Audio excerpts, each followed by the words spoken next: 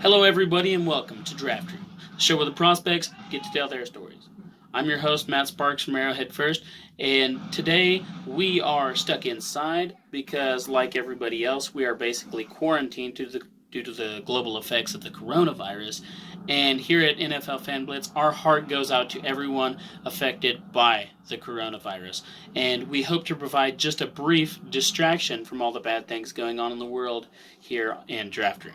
So, today, we're talking about punters, and specifically punter Cliff Benjamin Jr. out of South Carolina State. Now, in his highlights, you saw some pretty impressive things happen. Nobody ever wants their team to punt, really, but if your team has to punt, Cliff Benjamin is probably the guy you want to do it. Let's take a look at his stats here. So on that first punt you saw, it traveled about 67 yards in the air and flipped the field from Benjamin's own 11 to the opponent's 23. That is literally the definition of flipping the field. And as impressive as that one was, the next one might have been even better. The second punt number 2, went from their own 24-yard line, still backed up relatively deep in their own territory, all the way inside the 5 of the opponents. That is ideal. That is exactly what you want from your punter if he has to come on the field. And as impressive as all that is, he did something even better in the last highlight, as you saw. So, backed up at their own 31, the first down at the opponent's 36, all right? An impossible 4th and long situation, and yet they fake it to Benjamin. He takes it about 33 yards to convert for the first down in that last highlight. So not only is he a great punter, he's also very athletic. And really, what more could you want in a punter? We actually got to interview Cliff Benjamin Jr., who, aside from being a punter, is also a very talented musician. So let's head to that and see what's going on. My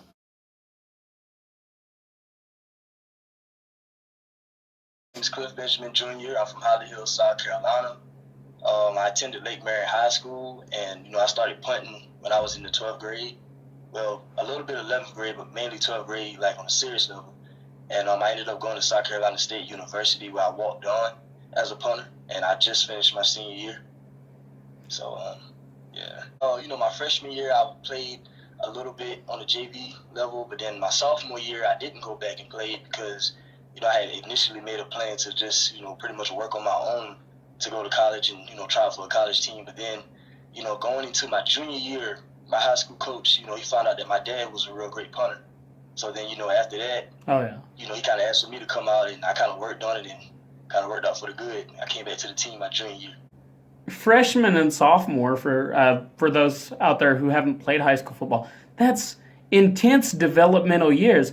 So one might say that you, as good of a punter as you are, you're not even all the way through your development, so you have the capacity to get even better, right?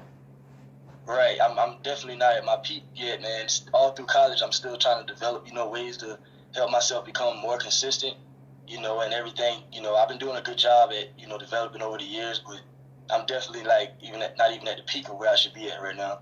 So, when I came into high school, I came from middle school playing running back, and then I transit over to quarterback, a little bit of receiver, a little bit of cornerback. I played just about every position on the field other than the lineman positions and the linebacker position and stuff. But at one point I did play other positions, but it was just so many other guys that was really talented, and nobody could kick. Yeah. So my coach just kind of asked me about it, and this is where I'm at now. Okay. So my first thing that I'm taking away from this, you're athletic enough to play other positions, and that's important because the NFL is leaning towards more athletic punters in the mold of Johnny Hecker and Marquette King and guys like that. So, what do you think about that? Think you can do that? I think it would, help me out, and playing at the next level because, if I got the opportunity to actually play at the next level, I can run, I can jump, I can throw the ball, I can do those things. So, tell us about some of the accomplishments, some of the awards you've had in your career, things like that. The biggest thing that I've achieved since leaving high school, because when I graduated high school, I was ranked number 1 in South Carolina in punting, in the net average. Mm-hmm. But when I went to college, I didn't have a scholarship. Probably one of the biggest things individually that I achieved, going into college, was actually earning a scholarship during my sophomore year on the team. It was my junior year in college, but my sophomore year on the team. Yeah. Okay, so what have you been doing to prepare for the NFL? So far, I've been mainly working on, what's important for punters and kickers, and that's, showing the scouts that you can be consistent. So I've been going out every single day, ever since like late December, just going out and working on my mechanics down to the smallest dimension of just working on my drops, making sure I'm making perfect contact, on the ball with my foot, and just pretty much doing simple drills to help me show that I'm consistent. I have been working on my 40 some and working on my vertical jump and everything, but the main thing is just showing these scouts that I am consistent. I can go out and turn over 10 footballs or direct the ball where they tell me to punt it, things of that nature. One last thing I want to talk about here because I find it so interesting. There's a lot of NFL guys out there with multiple talents outside of football. Your talent is you're a musician outside of football. So tell us a little bit about that. Oh man, the music thing. Yeah, so I started playing bass guitar. Well, I really started out on drums when I was really little. I think everybody starts out on drums as a musician. And I played with the keyboard a little bit, but when I was 13, my granddad actually passed away. He had esophagus cancer, and we were just kind of like cleaning out his closet at my grandma's house after the funeral and everything.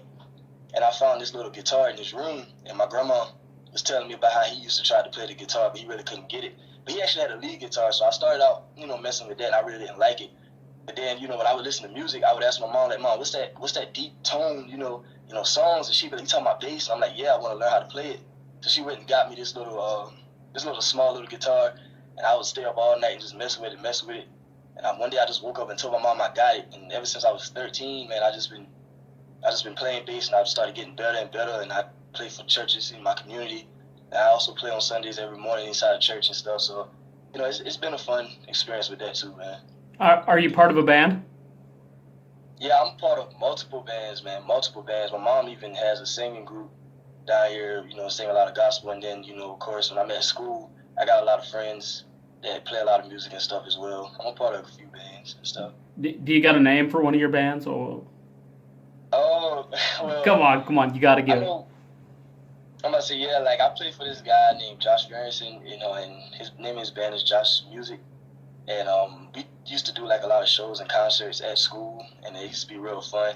And, my mom has a gospel group as well. She they're called the Gospel Travelers. It's a quartet group, like just hard down singing at church and stuff. It's fun though, man. It's just something I like to do when I'm not playing football. So there you have it. We got to talk to Cliff Benjamin a little bit, And he told us a few things that we can take from this, right? He told us he was athletic enough to play a lot of other positions, and as we've seen, he definitely is athletic, and he's also a really good punter, but feels that he hasn't even hit his peak yet. Now, if you remember from the interview, he said legacy caused him to be a punter. The legacy of his dad also being a great punter caused him to be in the position he's in and now have a chance to go into the NFL. A chance most guys never even get. So, Cliff's been working really hard at his craft. He's been working really hard towards his journey of the NFL, but he's got a backup plan. That backup plan, of course, we told you, he's a very talented musician. He's played in multiple venues, he's played multiple instruments, and he's ready to go. But he's hoping this NFL thing works out first. So, there you have it. As always, we would like you to like, subscribe, retweet, and share this video with everyone you know to help Cliff achieve his dreams of being in the NFL and maybe even promote his music a little bit. I'm your host, Matt Sparks from Arrowhead First, and this has been Draft Room.